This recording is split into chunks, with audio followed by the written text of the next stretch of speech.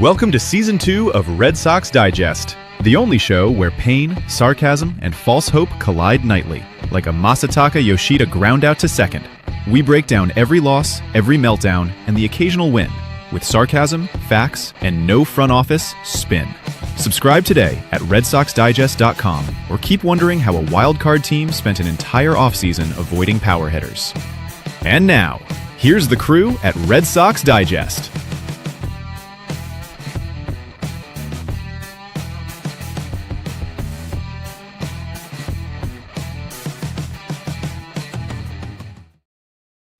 Good evening, sports fans, and welcome to another edition of Red Sox Digest. I am your host tonight, Jim Delfino.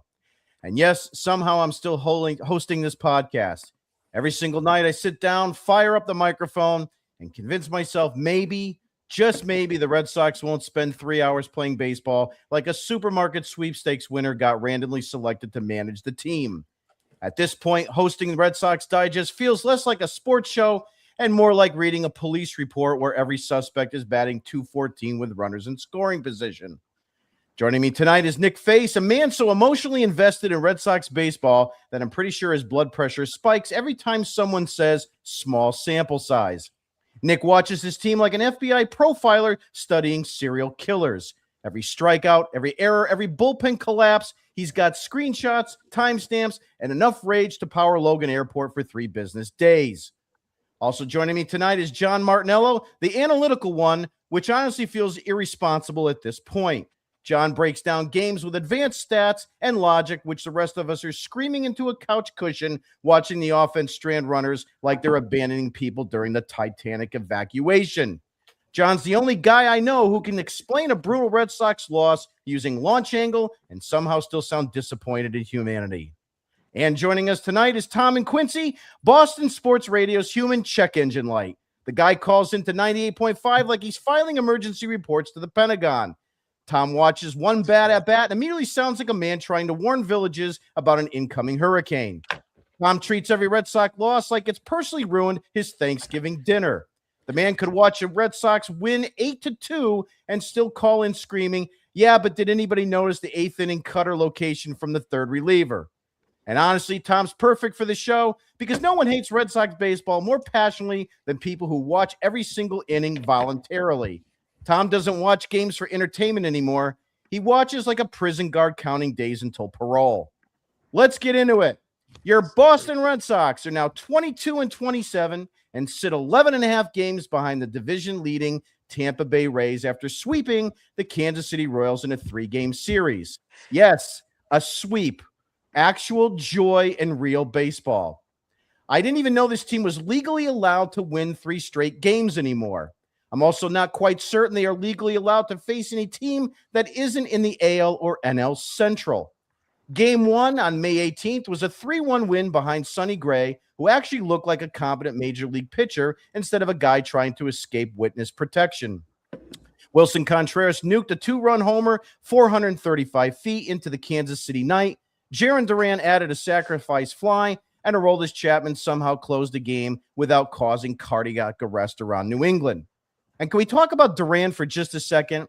This guy spent the entire series playing baseball like someone told him the Royals personally insulted his family.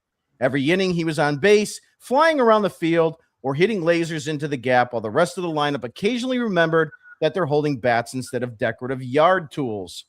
Then in Game 2, the Red Sox won 7-1 because apparently Kansas City decided to defend like they were being paid by the error. Duran crushed a 3-run home run in the 9th. The offense exploded late, and suddenly Boston looked like an actual functional baseball team instead of a support group for stranded base runners. Meanwhile, Ranger Suarez shoved for Boston. The bullpen held together. No one ran into each other, and nobody forgot how many outs there were. It was honestly kind of suspicious. I kept waiting for Fenway security to walk onto the field and announce the whole thing had been a clerical error. And then Game 3, a tight 4-3 win, early deficit, middle inning chaos, and then Jarren Duran once again deciding he was tired of losing baseball games. 2-run homer in the 7th inning, bang, Sox take the lead. Chapman closes it out in the 9th, while every Red Sox fan in America stress eats enough chips to qualify for medical supervision. So Boston sweeps Kansas City improves to 22-27. And for one brief shining moment, we're all pretending this season isn't a raccoon fighting a lawnmower in a Stop and Shop parking lot. But let me talk directly to you, the fan, for just a second. Do not take the cheese. Do not let this little 3-game winning streak fool you into thinking everything's fixed now. This is what this team does. They hand you just enough hope to drag your dumb, optimistic ass right through the living room like Charlie Brown running toward the football again. Oh, look, they swept the Royals. Yeah, congratulations. They beat a Kansas City team that's sitting under 500 and swings bats like they're trying to kill mosquitoes at a barbecue. I've seen this movie already. We all have. The Red Sox win 3 straight. Everybody starts posting, "We back." Tracy smiles in a press conference. Ownership leaks some fake optimism to the media. And then by next Tuesday, we're watching the bullpen recreate the Hindenburg over Fenway Park. This team is still 22-27. They're still buried in the division. They still disappear offensively for 6 innings at time like a witness protection kicked in. So enjoy the sweep. Absolutely. Winning is better than the baseball terrorism we've been watching most of this season. But don't start planning a parade route because they beat the Royals in May. That's how this team gets you. They hand you a warm breadstick before punching you in the throat with a 2-for-17 stretch with runners in scoring position. Because that's what they do. They're a very flawed team. Offensively, they are below average. I put out a tweet yesterday that compared the championship seasons of 2004, 07, 13, and 18. All those seasons, they had a team OPS plus over 100. This season, it's 90. They're not even an average team, folks. This is a problem. But as long as you fair weather fans keep buying tickets for a weekend getaway because the Mets are coming to town, 35,000 people are in the seats. It's not going to change. Not under this ownership group. It's not. It kills me when we see posts like from Nesson and all the stuffed shirts saying this team is only 2 out of the wild card. Yeah, they're also 2 out of last place. What's the point? And to all the people coming at me on Twitter that says, oh, your show is too negative, give me a product on the field that can win and we won't be negative. But you can't criticize me or others who are upset about this team. But of course, that's your narrative. You don't have to. You don't have any takes to begin with. You sit there and bitch, and we are the ones that are complaining, and that's the reality. You know what is the reality? If this team were good, we'd compliment them. But I'm not going to sit here and stroke a team that is a game over 500 since a 2-8 start. What's next? The Red Sox are undefeated on even number Tuesdays when it doesn't snow? Yep. Give me a break. I've said enough. It's time for Nick and the word of the day. And now it's time for Nick Face's Word of the Day.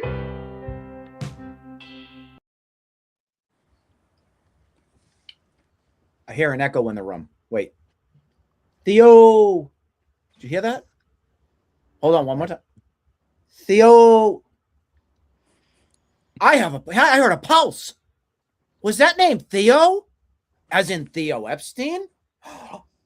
There he is. Coming out of witness protection program and spoke about the Boston Red Sox is Theo Epstein. Theo Epstein was on the Dirt from the Dugout podcast with Carl Ravitch from ESPN. And he finally spoke about the state of the Boston Red Sox. He talked about his role as an advisor and his role of not having to be in front of the media, but also speaking about this team in general. I'm going to read you the quote on what he said from this podcast because I found it rather interesting. Theo Epstein said, "I've done a really good job of staying out of the media and the conversation around the team. That's one of the cool things about just being an advisor is that I can just kind of give my opinion and I don't have to be a part of the public conversation. Pitching and defense have been fantastic. That's not an easy feat to have the foundation. Having to figure out the offense and fixing it midstream is important. There's something to build around with the pitching and defense, and I know Craig Breslow and the guys are hard at work on fixing the offense." Why do I use Theo as my word of the day?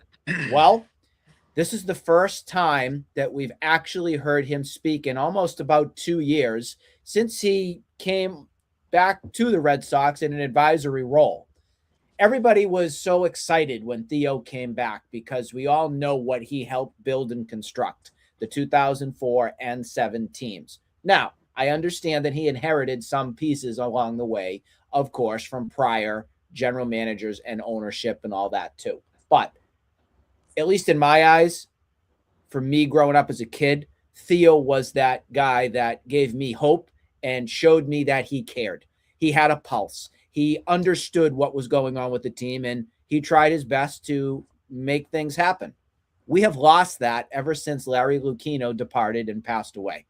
Ever since we've had Bozo Boy Sam Kennedy in charge, no one's trusted this organization. Nobody's trusted the direction. Nobody knows what's happening. Outside of, at least you can say, Dave Dombrowski, when he had the keys to the kingdom to do what he needed to do. But like Sam Kennedy is, the CEO of the Red Sox. Sam runs the Red Sox. No, I'm done with that crap. I'm done. If they can figure out a way for Theo to be involved more operationally, I know it's probably not going to happen, but that is at least my light at the end of the tunnel approach that I would give you. If there's something spewing out there that can get this man more involved, then for me, and I'm sure some of the fan base, will gain that excitement. The next question I want to think about and ask you guys here is, why did Theo just speak just now? Well, if you come to think of it, Alex Cora really was the voice of the Red Sox up until he got fired. Who is the voice of the Red Sox right now? Chad Tracy? Trevor Story? Jarren Duran? I don't think so. There is no voice. Nobody likes Sam Kennedy. Nobody trusts the damn word that he says. John Henry won't speak. Tom Werner, if he speaks, you know what's going to happen on that. They'll go full throttle. And they're just a disaster. So why not just spew Theo Epstein out into media land and sprinkle in a little bit of fairy dust and bring fans back to a little happiness, because Boy Wonder got a chance to speak. Am I happy about him speaking? Sure. But I'm one of those guys that's more of an actions speak louder than words. I think the dog and pony show was just kind of brought out so us Red Sox fans, the casuals, can fall for it. Oh, Theo spoke. Look. Oh, look, Theo spoke. When coming back to reality, me here says, they just wanted to put him out there just to put him out there so it can get everybody off their ass.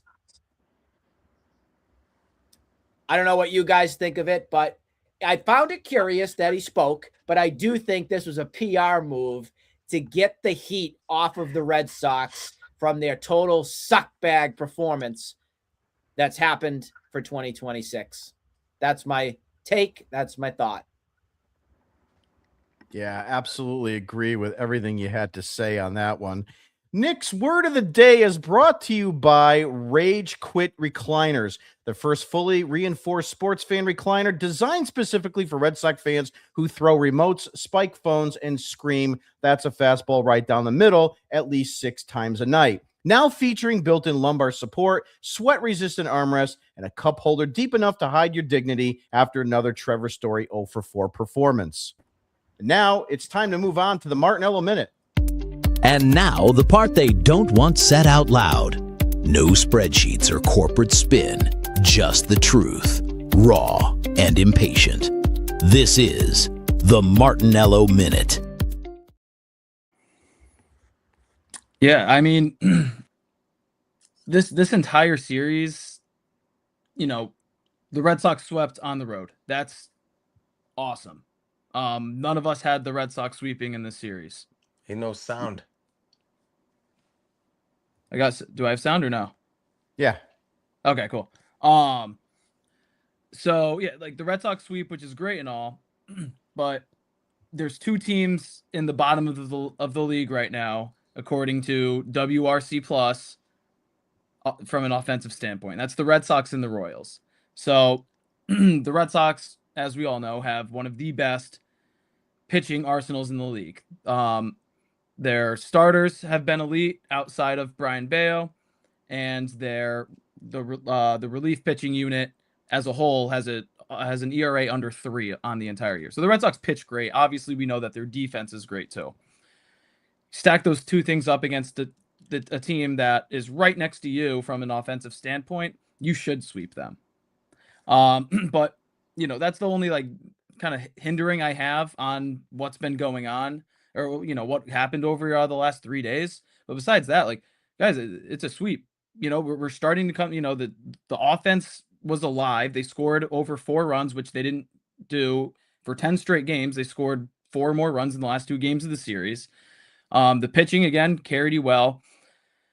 In all 3 of those games, the bullpen pitched 10 innings, didn't allow a single run. I can't remember a single outside of Moran's 9th inning in game 2 of the series. Every other inning of relief pitching was a high stress, high leverage moment.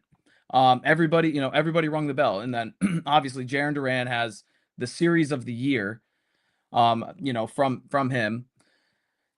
That's a guy when Roman Anthony's out, Trevor Story's out.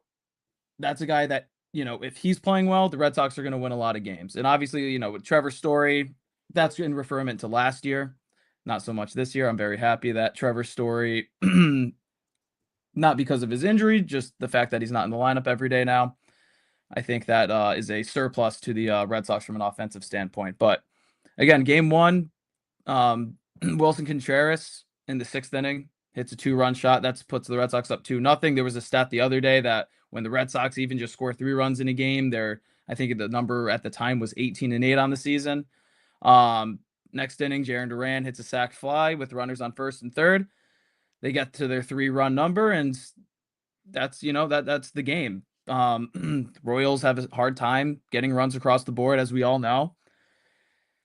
You score 3 runs, you win. Game 2, another really close battle up until I think it was the 8th inning. What was it, a 2-1 game going into the 8th? Then the offense comes alive again. Jarren Duran hits that 3-run home run. Will Fleming had an amazing call. And then obviously Giovanni Moran has a clean 9th inning. And then yesterday, let me get my notes up for yesterday. Yesterday, Connolly Early, who, if anybody read the article I put out this morning, first 8 starts of his career, including the start in Yankee Stadium in the wild card game last year, didn't give up a home run. His last 7 starts now, he's given up 9. That's a problem, but 7 of those 9 home runs that he's given up have been solo shots. So bottom of the 1st inning, Salvador Perez, high and tight fastball. He puts it out of the park. But then after that, it was, I think, in the 5th inning, Elias Diaz hits a 2-run home run after Early gives up a leadoff walk. And outside of that, he was nails. When Connolly Early's not giving up home runs, nobody else is doing any damage on him whatsoever. So the home runs are a problem right now, but the guy's also 4-2 on the year. He's winning more than he's losing. The offense typically picks him up pretty decently when he's on the mound. So, I obviously want he's at 1.5 home runs per 9. That number gets down, we're gonna be talking about him like how we've been talking about Peyton Tolley as of late. It's fucking ridiculous. But so Red Sox, they're down 3-2, and then I put out a tweet talking about Jarren Duran, how up until that at bat this whole season, he has been good 1 game a week, and then he's disappeared. Maybe I was harsh saying that he acted like swung the bat like a single A player, but up until that at bat, everything that I said was 100% true. But he comes up, hits a home run, puts the Red Sox ahead 4-3. And, then, again, the bullpen, as I mentioned, 10 innings, 0 runs. They shut the door down, shut it down on the Royals once again. Roldis Chapman, 12th save of the year. He's on a 27 game or save opportunity streak. I think it was last August was the last time that he blew a save. That's awesome. And, we talked about a lot before the season started that Aroldis Chapman probably can't replicate what he did last year. guys, he's pitching a lot better this year than he did last year.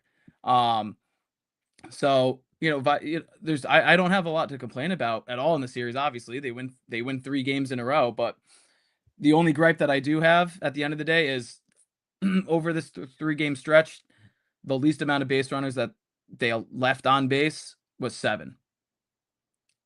Game 1 was 9, game 2, 7, game 3, 8 runners left on base. So the offense still isn't there by any means.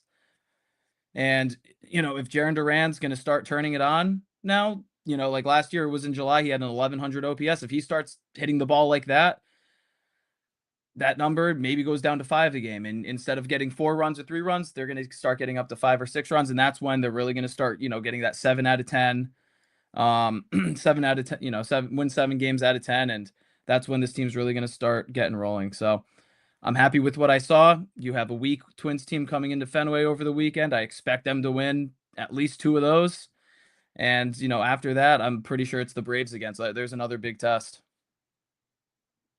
Yeah, that's another big part of what their problem still is. They get runners on, they can't get them in because they can't execute with runners on base. That's their big issue. Still hitting 230 on the year with runners in scoring position. Yeah, it's ridiculous. So the Martinello Minute was brought to you by Calm Coach Baseball Therapy Candles, the soothing aromatherapy candles specifically designed for Red Sox fans. Try and explain why a team batting 201 with runners in scoring position is actually due. Each candle scent includes lavender launch angle, vanilla exit velocity, and mahogany moral victories. And for a limited time, every order comes with a complimentary stress blanket embroidered with the phrase, "The underlying numbers look better than you think." And now it's time for a new segment. It is Tom's Takes.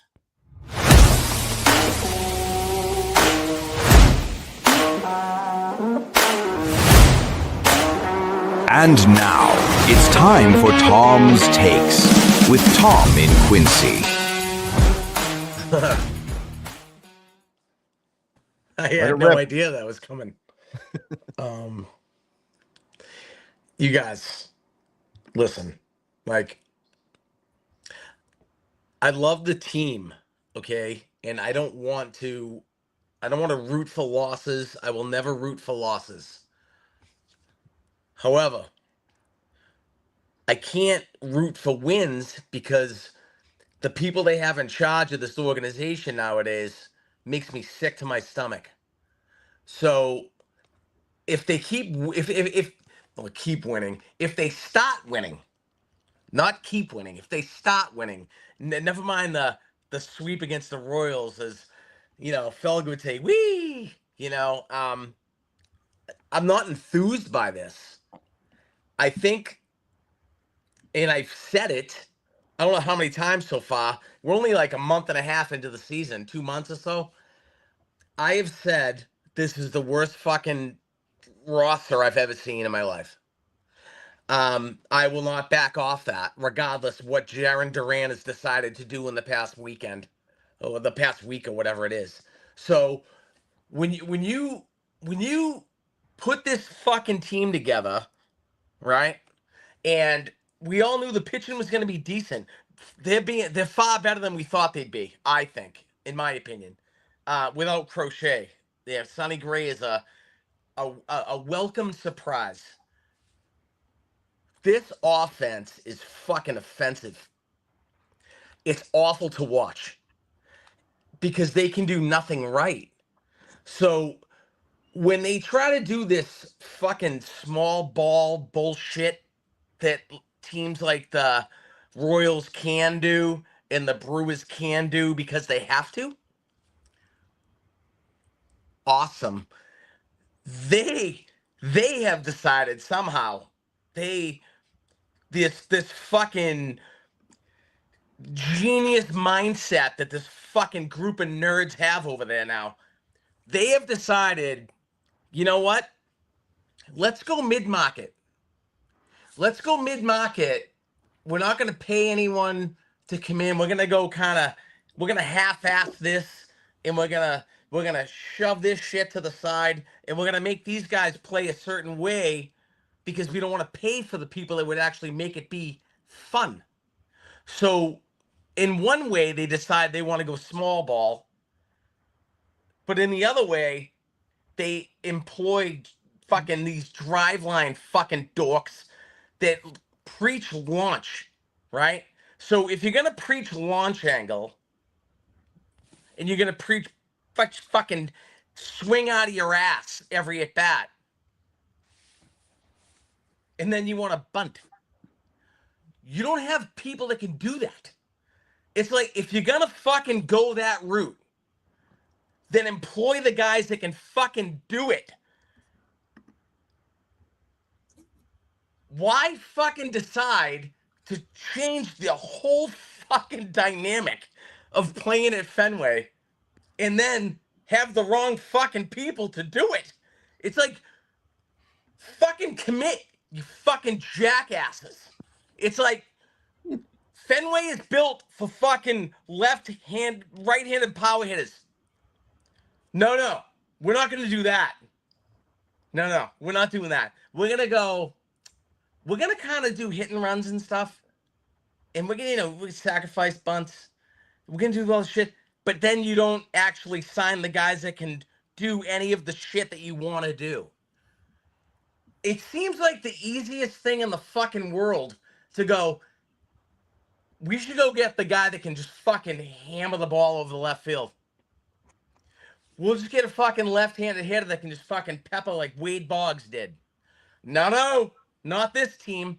Not with the fucking nerds they fucking employ anymore. They want to reinvent the wheel. And it's not that fucking easy, dude. Get people to fucking play baseball that helps. You need a guy to hit. Hit.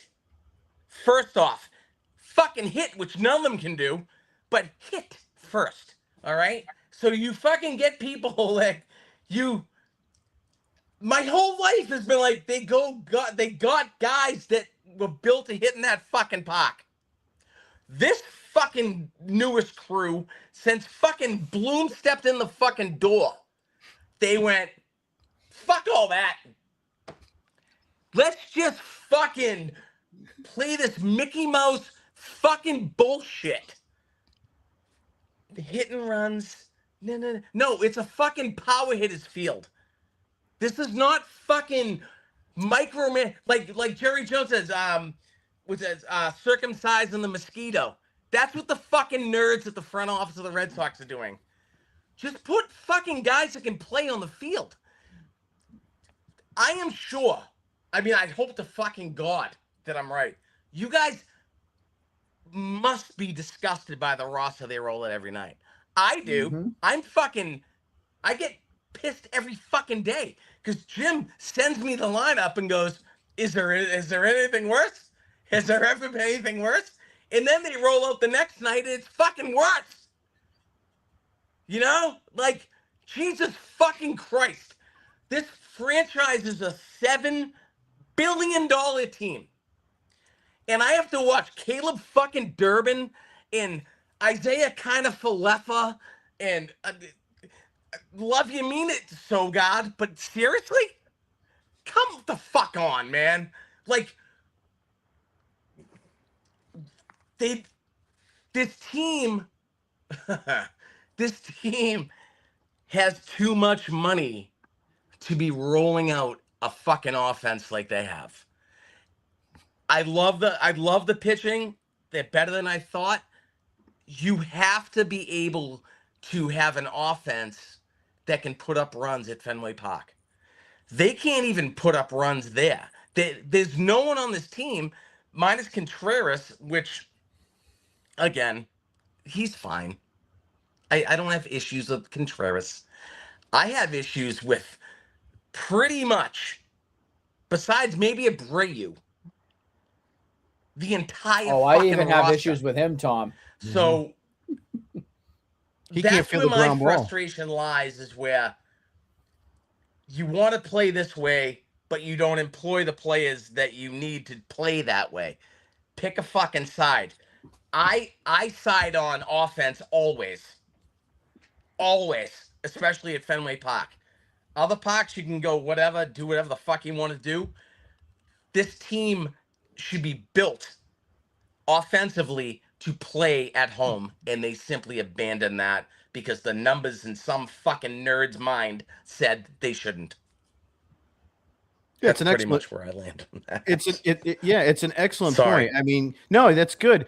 Look, Wade Boggs was not Wade Boggs if it wasn't for Fenway Park. David Ortiz probably is not David Ortiz without Fenway Park. That's what the guys did back then. Like you said, they employed players that could handle that stadium.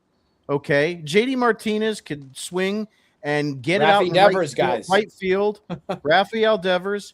Okay, these guys could. Dustin Pedroia, another one. Okay, 40, 50 doubles a year. They don't do that anymore. It's all this analytic bullshit. And to Tom's point, you want to talk about Driveline? Press conference. It's not working. Micah, Ballpark Buzz said something on Twitter a couple weeks ago, and he's like, "Oh, the Dodgers use Driveline. Yeah, but the Dodgers have good players. You need good players if you want to even institute anything like Driveline. I mean, I don't get it, but that's the way they want to play this game now. It's horrific. So Tom is brought to you by Complaint Depot, New England's largest supplier of folding chairs, stress balls, and emergency sports radio dialing fingers for Red Sox fans who yell "This team stinks" before the national anthem is even over. Now featuring the all-new Tom and Quincy starter pack, 1 dented coffee mug, 3 blown blood vessels, a Nesson mute button, and a laminated card that simply reads, "I've been saying this since spring training." Tom, I can hear you, so I don't know if you can hear us, but I know you're having some issues, some audio. I want to kind of get into a couple talking points. The first one that I want to talk about is, should Marcelo Mayer be playing shortstop? Here's my thing with him. The Boston Red Sox have made every single decision they make this huge, ridiculous soap opera with everything and every player. And now it's like, well, he's going to practice at shortstop. Hot shit. He was a shortstop in college. He was a shortstop in the minor leagues. I'm sure he can go ahead and play shortstop right away when Trevor Story goes down.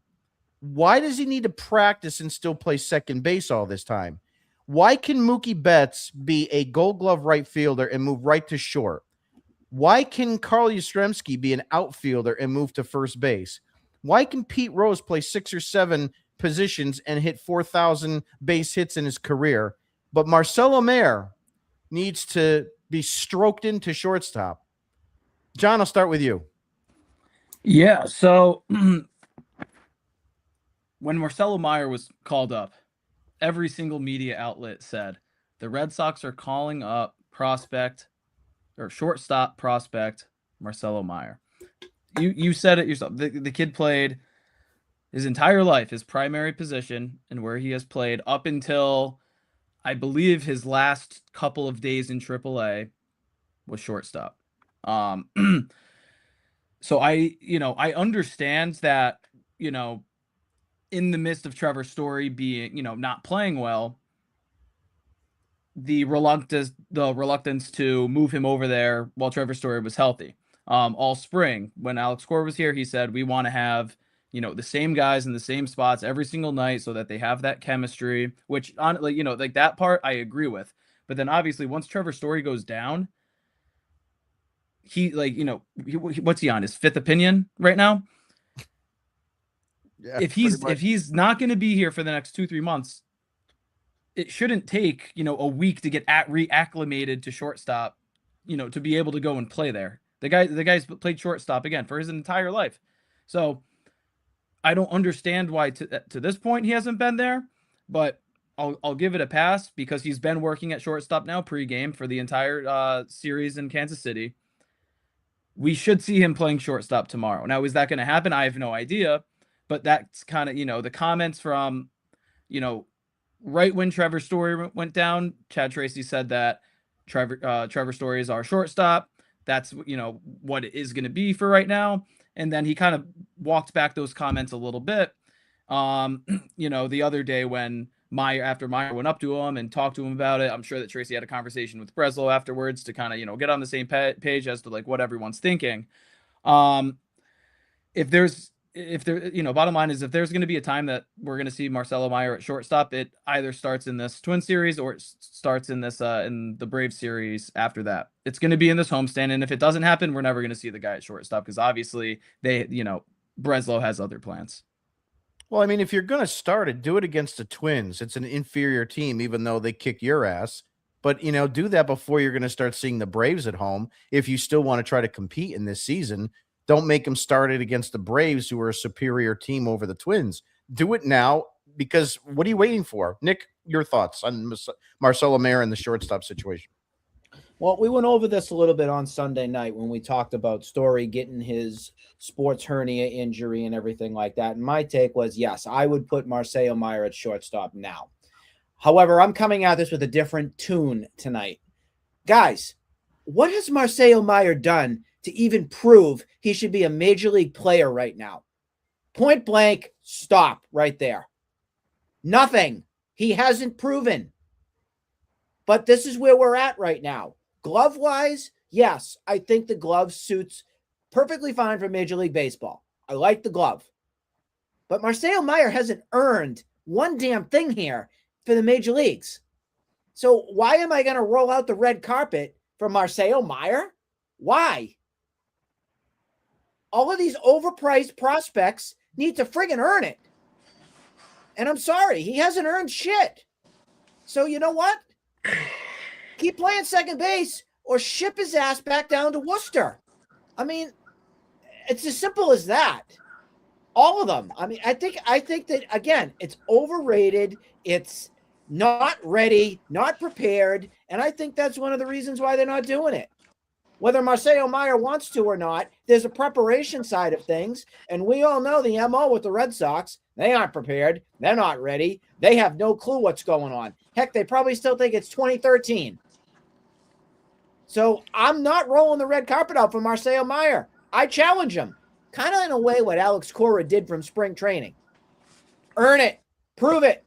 I'm not going to give you a roster spot. That's what Cora did with Marcelo Meyer to start. Because I think he's got to put those little kid gloves on for him. Because he's a child. Yeah, I mean, the only thing I'd say to that is, would you rather Meyer be at shortstop or have IKF in the lineup playing shortstop, or Monasterio at shortstop opposed to third base or second base? I just think, like, Alex Cora's favorite line, the roster's the roster, and I don't think that there's going to be any major changes, especially within the infield anytime soon. So if he's your best defensive option at shortstop, I don't see any reason as to why we shouldn't, he shouldn't be there tomorrow night. Tom, what's your going at that end? I agree with you, John. Then yes, Marcelo Meyer, because of the best defensive metrics, you put him there. Yes. Tom, what's your take on Meyer? Should he be playing shortstop already, or what's the problem here? I mean, I have a lot of takes on Meyer since he was drafted out, obviously. There was a lot of hype about him when they're like, oh, it's the highest draft pick the Red Sox have had in, 100 years, whatever it was. It's like, I get nervous, and which I have said many times about Red Sox prospects. Like, I can't, don't fucking tongue bathe me about how good they're going to be. They're not, because 90% of them don't end up doing shit. But Mayo looks like he's a very good ball player, right? He's better than Story defensively. So, I mean, Jim, you're better than Story defensively. So, I think if you're gonna have to do this thing, and you want Meyer in the lineup,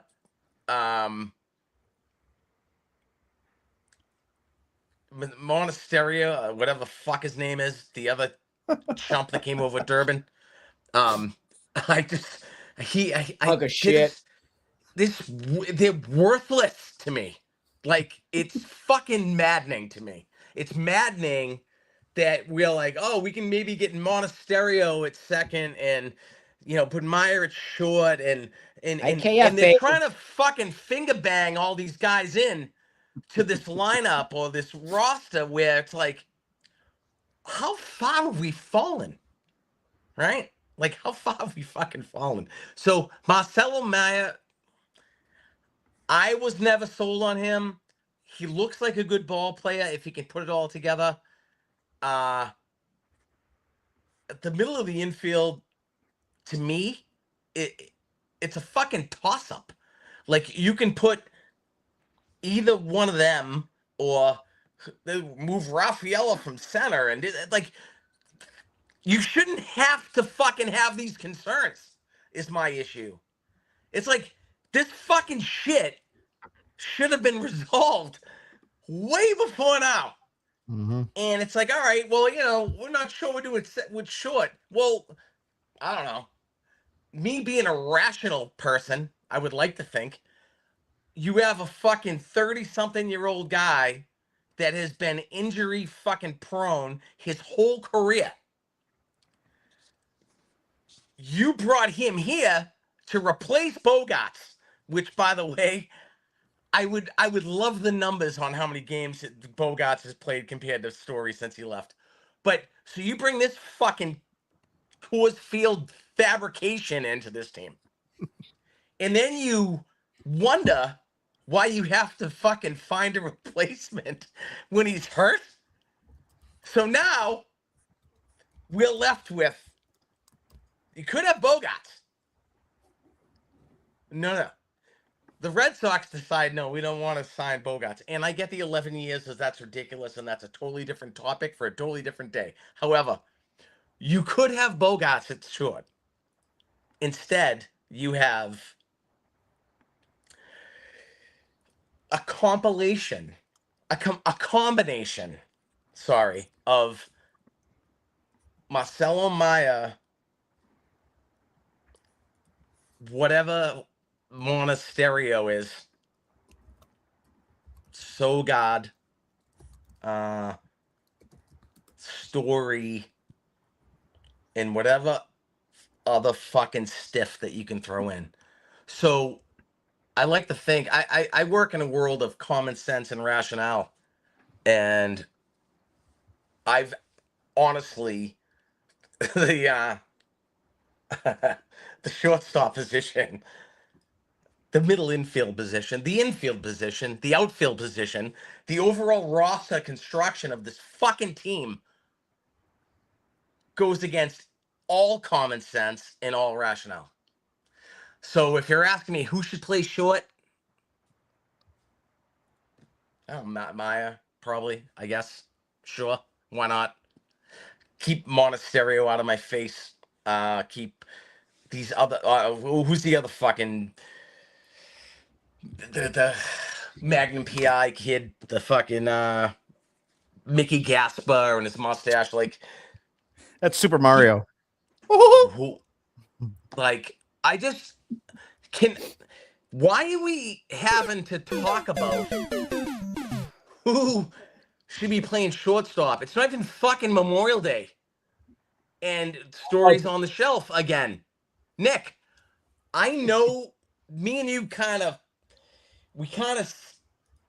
travel the same trails on things. It's like, why? I never Look at this Story. embarrassment. I never wanted Story here. Ever. I never never wanted wanted him here. it. Tom, these are the numbers of Trevor Story versus Xander Bogaerts. It's fucking gross. Now It's just in his career. It's ridiculous. no, it's not. No, this isn't the career one. This is what I just grabbed. This is Bogaerts in San Diego, and this is Story in his Red Sox career. So it's only Disgusting. the Red Sox. So it's only the Red Sox years for Story and only the Bogaerts years for San Diego. Go ahead. Well, I think what happened, I think my whole thing was like, when this was the Bogarts, Betts, Devers thing, it was like, well, we're going to have to let one go, right? And my thing was like, well, I understand they were never going to pay Mookie Betts. No. That was never going to happen. And it sucks that he left, but I didn't really give a shit that much about that one. I really didn't. Besides, the return was gross, but at least we have Connor Wong. But the Bogarts thing, I love that. the That was Bogarts good. thing is that they chose Story over Bogarts. They chose to push Bogarts out. And I understand the contract he signed was outrageous, but if they just fucking did their job, they could have had him. But Thomas should have never gotten that long. Exactly. They should have signed Bogarts and Devers 3 years prior. That's the issue. Exactly. Jim, let me ask you this. Another frustrating fucking thing about this team, which fucking kills me, right? So they don't go early to sign and extend Bogarts and Betts and Devers, but they do go early to extend Christian Campbell and Bayo and all the other fucking shitbag fucking prospects that the nerds picked. And remember, the Bogart stuff, that's all Dombrowski thing. This is Dombrowski, and this is real baseball people that know talent, watch baseball, scout baseball.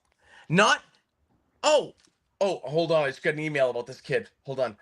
Hey, there's a kid down in Toledo that's plus 146 and go fuck yourself. Literally go fuck your own face with all the shit. Sign real fucking talent.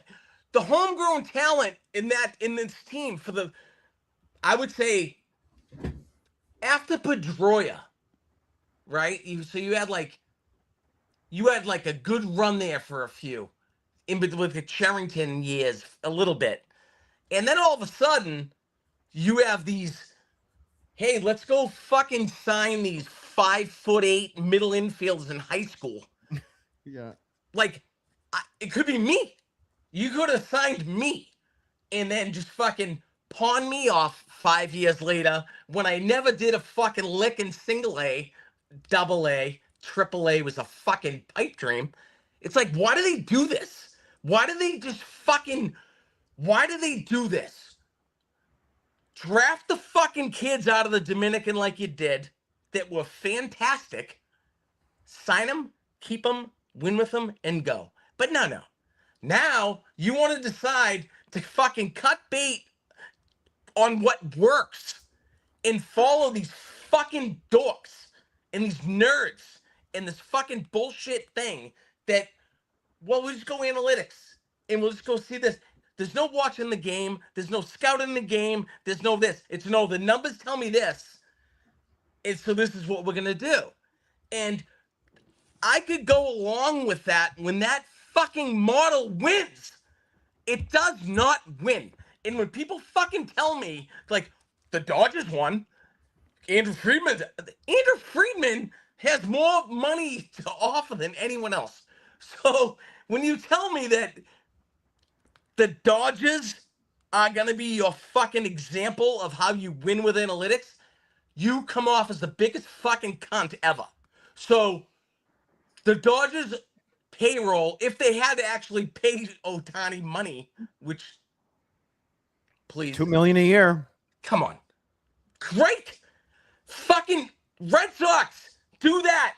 Make Ohtani $1 million player a year. Do that, you fucking jackass. Instead of telling me we don't need Ohtani, we don't need Kyle Schwarber, we don't need this guy. We had Tristan Cassis, or we have Christian Campbell, or we have Roman Anthony, who I love, by the way. We have fucking Marcelo Maya. It's just like, I wish that they would either, do you want to spend money and win or not? Because I will tell you, the model that they're going right now, and they want this fucking mid-market crap like the Royals and the Rays and all this shit, the Royals and the Rays don't win with that model. No. So I understand why those teams do it. The Brewers, I understand it. I get it. You have to do it when you don't have a fucking team worth $7 billion. But when you do have a team worth $7 billion, I don't want to watch Caleb Durbin. I don't want to watch Monasterio, whatever the fuck his name is. I don't want to watch these guys. It fucking drives me crazy to Isaiah kind of Falefa, for Christ's sake. It's like, I don't need it. I don't want it. I don't like it. I don't want to fucking watch it. When I know that there's an alternative. The alternative is spend your fucking money. You have the fucking money.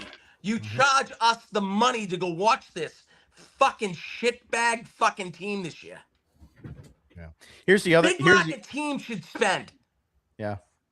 Don't fucking sell me that you're not a big market. You are. You're top 5 at worst. Don't fucking sell me Isaiah kind of Falefa. Yeah. Like, give me a fucking break, Monasterio and this other fucking dickhead Durbin. Give me a break. Here's the other. No, it's okay. Sorry. No. Here's the other thing about the Bogaerts situation. You signed Bogaerts 3 years ago when you should have. You have Rafael Devers today. And the reason why is because, and a lot of people say, well, Bogaerts could have settled Rafael Devers. It goes beyond that because you don't go after Bregman. Exactly. And you don't make him your third baseman and year. just destroy the whole friggin' team because of that. Jim, the whole thing. So sorry, nothing happens. None of that I don't mean to happens. interrupt. The whole fucking problem when they were talking about the Devers, Bogaerts, and Betts thing. Betts didn't want to be here is one thing. You didn't even try to keep him, right? So if you fucking move on and they should have been the big 3 they talk about, not these other fucking chumps that can't play baseball. But when you fucking they have an issue with evaluation. It's like you let go of the wrong people all the time. It's like, what the fuck are you doing? So if you're gonna trade away someone like Betts,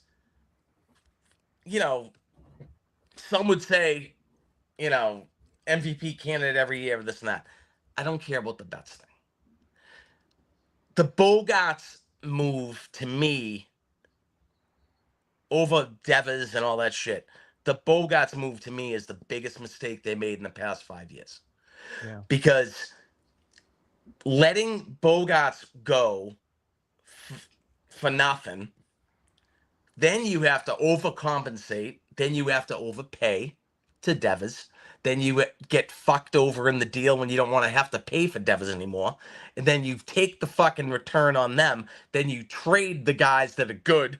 They keep stepping on their own dick in these moves. Look at past history. You got nothing. They step on their own dick every time. Like they have yet to come out of this. Stop stepping on your dick. You got nothing for Mookie Betts. You got nothing for Xander Bogaerts. You got nothing for Rafael Devers. You got nothing for Chris Sale. We have Wong. Yeah. Let's not forget. Yeah. We're gonna move on to pitching probables. Prize of all this. Yeah. So here we go with pitching probables. We're gonna go ahead and discuss. How sick is that? That of all those trades, the return that we have to fucking lean on that is still here is Connor fucking Wong. Yep. That's all you got for everybody. That makes me want to fucking puke. That's why I sit next to my bucket every night. Honest to God. Connor Wong, of all those guys, the sickest fucking thing. It's like, so they got Kyle Harrison and they got all these guys and they get all this shit back. Then they trade them out and get nothing for them either.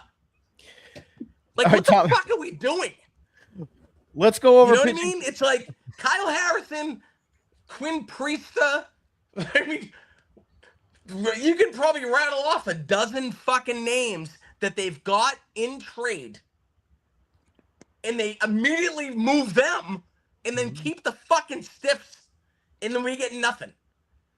David Hamilton is producing in Milwaukee. Yep. David Hamilton is a fucking stiff. He's a fucking 4A player at best. You know why he works? Because he's in fucking Milwaukee. But they also And told they him know how to use guys like him. exact. Unlike the Red Sox that want to. That's the key. They got him to so bad to not pay for talent, but they don't know how to use the guys that they don't want to pay for. You know, well, as far as like this, it's just like fucking hamster on a wheel, like running after this thing. It's just like, oh my god, I want to like not spend money and still be competitive, but oh shit, I don't have the guys that can do that. As far as Hamilton's So concerned, instead, we'll just tell the fans that are smarter than us, we're gonna do it, and it's gonna work, and it's not gonna fucking work. It will never work. It will never work. This mid-market mentality in Boston will never fucking work. yeah. As far as Hamilton is concerned, the thing about Hamilton, As much as people want it to, it won't. yeah. The thing about Hamilton, again, it's because a team like Milwaukee is going to turn around and say, Fucking maddening, dude. yeah, this is fucking makes me so angry. This is what we're going to do. We're going to have you go back to what you do best. And that's why it works for them. But moving right along with pitching probable. So Friday, we start a series at home against the Twins. It's at 7:10 p.m. It's going to be totally against Prelip. Saturday is at 4:10 p.m. Brian Bayo, I can't imagine he's going to start again. It could be an opener against Ober. And then Sunday, May 24th at 1:35 p.m., Sonny Gray against Rojas. John, I'll start with you. How do you see the series going? I got 2 out of 3. Game 1, it's going to be low scoring. This guy, I don't even want to try to pronounce his last name, but Connor is his first name for the Twins. He's 1-2 on the season, but guy's got a 2.88 ERA, 0.96 WHIP. He's got 28.4% K rate. He's walking guys at a league average rate, but he throws, what was his velocity? My bad. He's slider heavy, which with the Red Sox, they do hit fastballs well. They don't hit the breaking balls well. It's going to be low scoring. I give Tolley the Fenway Friday in the green jerseys. His adrenaline's going to be going. That fastball might be touching 99, 100. I think he goes deep into the game. We're going to get that Slayton, Whitlock, Chapman 7, 8, 9. I think they win game 1. Game 2, I'm kind of concerned. I don't think Bayo's going to start because Sonny, if you can insert Sonny Gray into the Saturday game, and that would be on his normal 4 days of rest because they got this off day today. So I hope that Sonny Gray goes because Nick, we talked about it the other day that because of the off day today and the off day on Monday, you could go through a 4-man rotation 2 times through and not have anybody going on 3 days of rest or anything outlandish like that. So I hope that Gray goes. We get Gray on Saturday and then Ranger Suarez on Monday. But Bailey Ober he just threw a Maddox the other day. Can't imagine he replicates that. I just think that the Red Sox are going to do something stupid and kill themselves in one of these games. So I'll take 2 out of 3. Red Sox win 2, you think? Yeah. Nick, your thoughts for the weekend series? We may make history here tonight. John and I are in the same agreement on exactly the games that we're thinking the Red Sox will win and lose. So I think Tolley will be. I guess we got to. So I think Tolley coming off of a great performance this past time in the rotation, I think that he'll thrive on tomorrow night's game back at Fenway. Bayo, is that for real? His ERA is 3.42. Is that true? Okay. No. I was looking at that. Yeah, it's it's 135 actually out of the bullpen. Oh, out of the bullpen. Is that what it is? Is that the bullpen ERA? No, 135 out of the bullpen. Well, he can go find that will be an automatic loss, whether it's an opener or somebody else. I would much rather see Bennett come up and throw. Truthfully, I'd rather see that than see Bayo. I would. And then definitely one of the more surprising contributors to this season so far is definitely Sonny Gray. The big thing is just health, just making sure that he can battle it out and get you a solid performance. The good thing on last night's game, which I'm really happy with how they tried to wiggle their way through, is that you have Justin Slayton now. It'll be 2 or 3 days rest. You'll have Garrett Whitlock with the same amount of rest. We don't have to deal with Zach Kelly in our lives. Holla fucking Luya on that one. He's gone. And Chapman got today off. So we should be in a good position here heading into this series. And the other positive, as much as it is the Royals, that may have been Greg Weissert's best performance we've seen this season yet. It's the Royals, though. That's the thing. So I'll take the baby step on knowing that at least you were able to get that sweep last night. That was a tightrope, I must say, because I was quite pissed in the 9th inning from Masataka ground out of Yoshida, not getting the runner in, and Wilyer, I have no clue what I'm doing last night. Abreu playing, must have been half asleep playing the game last night, because Duran led off that inning in the 9th with the great triple, and there was nobody out, and you can't get the runner in, typical Red Sox fashion. And then you have Chapman close the door there. So I was surprised on how they got the job done there, but they did it. And it allows the bullpen, again, case in point, to get a little bit of a reset to get yourself back to Fenway. Tom, how do you see the weekend pulling out? Yeah. Can you hear me, Tom? No, I like 2 of 3. I like Toley a lot. I like the fact that pitching wise, you have some kind of optimism when him and Early are pitching. Sonny Gray to me is I'm not sure. I would love to see him pitch like he has. He's been really good, surprisingly really good. Any game that I see Bayo's name makes me automatically think they're just gonna start off from the fucking. They can be digging out from the get-go. Regardless if it's the first inning he's in. If he starts, that game's over. Mm-hmm. If you do the opener situation, which he seems to do much better in. I mean, I think his ERA when he comes into the second or third as opposed to the first, it's like 8 runs. It's an 8-run difference. So how crazy? That's so crazy.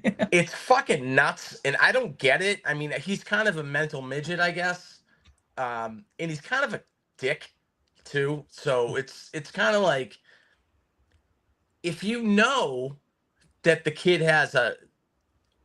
he sucks coming out starting, right? His ERA was almost 10, I think. But his ERA coming in the second inning is 1.5 or whatever. So, I mean, again, logic and common sense I feel that we are mostly all on the same page about.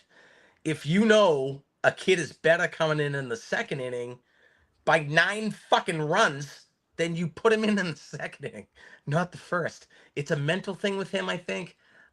There's a makeup thing with him I don't like.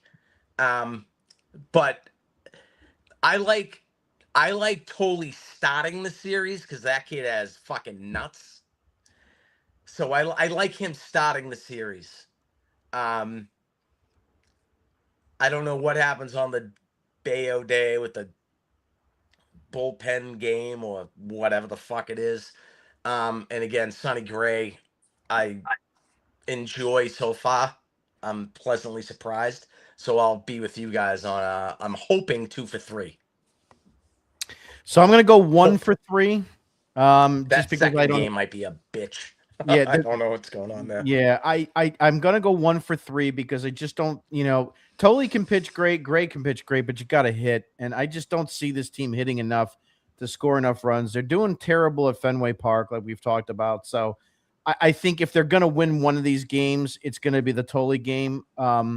They could win 2. They're not sweeping, but I'm going 1 out of 3 just because I don't trust the offense. That's the bottom line. We haven't done this in a while, but we do have a dugout dipshit. So time for dugout dipshit. And now it's time for everyone's favorite segment, the Dugout Dipshits. So today's dugout dipshit, this was a tweet. John, you probably remember this one as well because I saw it come across this morning, and you were back and forth with Leslie Skratomsky. I don't know if he's from Scranton. I would love to speak to this. Yeah. So he says, the Red Sox Digest crew is more happy when the team is miserable so they can be miserable and have something to talk about. That part of baseball is over. The Section 10 types keep it positive because it's a game. Lighten up and tell Jim to quit crying about everything. You're today's dugout dipshit because let me tell you something, Leslie. If this team was actually any good, we would praise them. But they're not good. And I'm not going to stroke the team when they have one game or one series that they win. I mean, they've only won 5 series out of the 16 that they've had all season. That's pathetic. And so if you think that this is a good team by what you're saying, you're part of the problem. And let me tell you something about the Section 10 guys. The reason why people like Carabas and those yahoos have the ability to go into Fenway Park and get on the field is because they'll go ahead and do the stroking. We don't do any spin here. We're not going to tell you what you want to hear. We're going to tell you the way it is. So that's part of the problem. So my advice to you is be part of the solution, not part of the problem. It's time for some comments. We'll go over these as well from our viewers. Let's see what we got here. Jules says 3-2-1 action. This was the most painful sweep ever. Sure was, Mike. It doesn't tell you anything about the team at all. That's the problem. Greg says Boston would. Betty says made it before I have a meltdown. Jules says I bet the barbecue was good in Kansas City. It's probably about all there is there anyway. It hasn't been. I've seen enough teams over 60 years of fandom. This is a terrible team. Absolutely is. Jules says, you know better, Jim, we will suck till further notice. That's exactly what is going to happen. Shut down the Jordan BS. You guys think they're really going to trade for someone like that? No, they're not going to, and that's only because Craig Breslow traded away Rafael Devers last year, who didn't fit his mold as to what he wants to do with the DH position. You're not going to go ahead and go trade for Yordan Alvarez, who fills that exact same role after making all of the, fire that was last year and the reason why you got rid of him. So I'd love him. I'd love Yordan Alvarez, but it won't happen. And nor can Craig Breslow.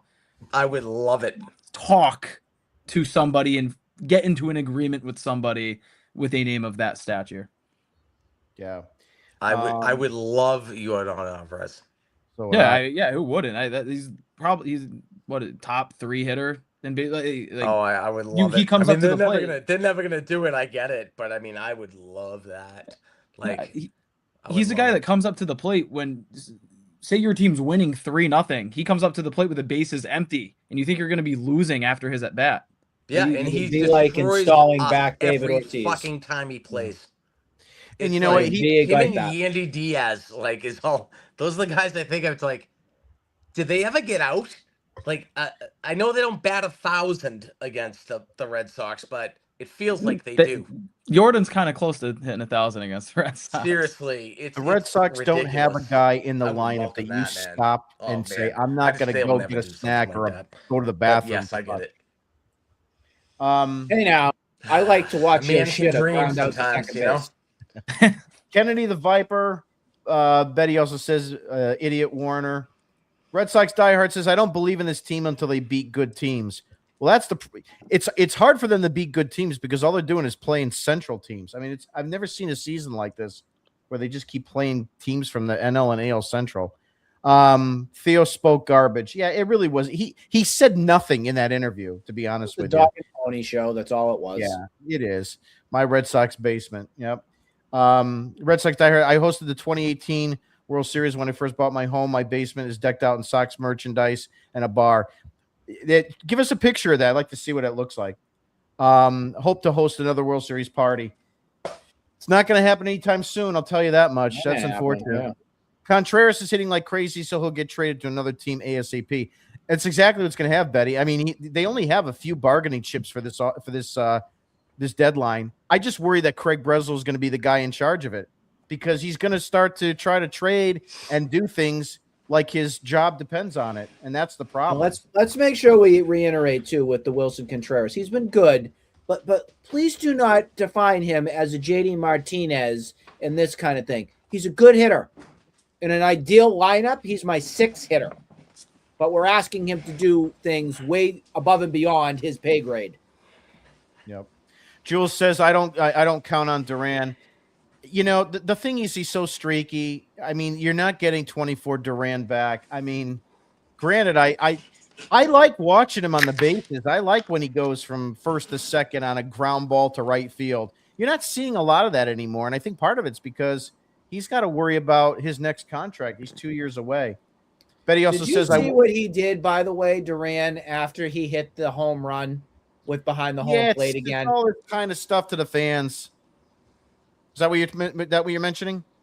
Yeah. Yep. Yeah. He's taunting the fans all the time. I put a tweet out on that too. He's got to stop doing that and just asking for trouble. He's asking for it. He always is. I was about to say I was proud of him for not doing anything this whole week in Kansas City because I heard tennis racket every single time that guy came up to the plate, but I didn't see that after the home run. Was that the game 2 home run? The game 3. He did in the game 3 too. He did at the crowd as he rounded third base. He did it again. Yeah. Huh. I didn't notice it. I was gonna say I thought Brutal. he did great handling what the fans were doing because again every single time that dude came up to the plate, you heard the trigger words. Oh yeah. Jules says, "What's a market?" I'm from NOLA. Off the Red Sox diehard. The offense is an insult to us. You're damn right it is. He also says Henry cares about effing Liverpool. You know, here's the thing. He came out today. What was that statement he said today? It's like, oh, I was told that if I win a championship here, I'll never have to buy a beer again. It's not kind of how it works around here. Yeah, and I put out a tweet. I says, yeah, John, that's because you became a fraud after all the championships were won. That's the reason. Lifetime Achievement Award, my ass. Yeah. F Liverpool. Right on by Jules. Very close to Boston. Thicker accent. Mine was from an hour away. Even the nerds are dumb nerds. You know that one, Tom. Red Sox diehard. Ask Clown Fenry Sports Group. Jules says 112 losses. That's a lot. That's a lot. That's a lot. Too many now. That's a lot. I don't think that's happening. Yeah. I think it's too high now. They suck at Fenway. They do. To Tom's point, you're supposed to build a team that is good in your ballpark for 81 games, and it just doesn't happen. Red Sox diehard says, "I'm with you, Tom." Jules says Abreu needs to hit to left, but swings out of his ass instead. That's part of his problem. He could probably be a much better hitter, if he stopped trying to launch everything. That's part of the problem. He's one player I would trade in a millisecond. I'm sorry. Yeah. I just would. He is overvalued, overhyped. I don't see it, guys. I was bullshit last night with his performance. It was horrible. That one at bat in the 9th inning, I was not happy with. That was a very play in right field. He dropped the effing ball. Yeah, that too. But outside of that last at bat, he's hit the shit out of the ball for all 3 games. He couldn't hold Trot Nixon's jock. Yeah. Betty says, agree, Nick. Jules says he has to play every day, not sit versus left-hand pitching. You could say that about Mayer. You could say that about Abreu, although Abreu is actually doing pretty good against left-handing pitching. Yeah, Meyer's hitting 300 against lefties too. Yeah, so why were these guys platoon players in the past? You got to wonder. The nerds The nerds say the guy can't play those guys. Tom Betty thinks you're hilarious. I had a meltdown when they didn't sign Bogey. I agree that Durbin is not good. She says Section 10 is a Red Sox property, bought and paid for. You're damn right, and so forth. So that's going to be the end for comments today. Anybody got any last minute thoughts before we wrap up? John, go ahead. Yeah. Red Sox today announced they're calling up. I don't know if it's Tyron Guerrero, but 35-year-old out of Worcester. If anybody, this guy through the other night, he's touching 103. He's got a .92 ERA on the year. How old is he again? 10.7 K per nine, 2.7 walk per nine. What's that, Nick? Then How why old is he again? 30. He's 35. He hasn't been in the major league since 2019. The guy throws. Can I? He's Go at ahead. least 3 years older than that. I think he's 40. He has some wrinkles. Tyron Yeah. Guerrero. Oh, I see it here. Listen, and you know, And what- Zach Kelly obviously got options back. They Right. picked him over Weissert because Yep. I don't know, can't give you the answer there, but and then they picked him over whatever his name is, the other shitter. What is Moran? it, Jack Anderson? Moron. No, Sure. not what was it, Tom? Sure. Who? Yeah, sure. Whatever his name is, doesn't matter. Yeah. The guy, the Rule 5 pick guy, and they can't put him down. You're 'cause lying. then Watson. they lose Watson. him, which is bullshit. Which again is another question on why the hell, like, if you want to win, Oh my why God does it matter? Almighty. Hey, This is what he we're hasn't doing. He hasn't pitched since I was in high school. We don't. Why we did- I don't why reserve did my you- comments. God, he looks like an Tyron Guerrero. he looks like an who's right. he look like? He looks like I'm not going there. I'm not. It's I'm so not. ridiculous. no, I'm serious. not. But Who is it? Carl Crawford for the nose up? I'm not. Like, I know. all Oh right. no. So you move on. Oh no. He From looks like one Pablo Reyes. Pablo Reyes. guy in the Yeah, maybe bullpen that's a that little you- chubbier, but I see Yeah. what you're going for. Yeah, so he was I with just, I just so he think was- that so in 2019 This is- he was with the Miami this Marlins. is ridiculous. He was 1-2 with a 6.26 ERA. 35-year-old guy. He's nails in Worcester. Why not? He throws 103. Bring him up. I'm all Christ. for it. But They all do throw wanna give- 103 I- now. Yeah. I've This shit fat on Zach fuck, Kelly too. all He's a year. fatty. On top of it. Whatever. Mass is gas. Yeah. Okay. Yeah, But, unfortunately he's not CC Sabathia. That's But- gonna wrap it up for What tonight. are you doing? That's gonna wrap What it are up we for doing? tonight. I'd like to thank Tom for being I'm on, sorry, go Nick, ahead. John, and everybody that was with our It's a joke. This Um, team's a joke, man. that was online and committed to showing some comments Sorry. on there. I'd like to thank everybody for being on with us. Tyron Guerrero, Definitely please. go to our website at redsoxdigest.com and sign up Hey, for a sure, free he's subscription. 45. He's 300 pounds. And give me a break. That'll be it for tonight. We will see you probably on Sunday. Have a great night, everyone. Alfredo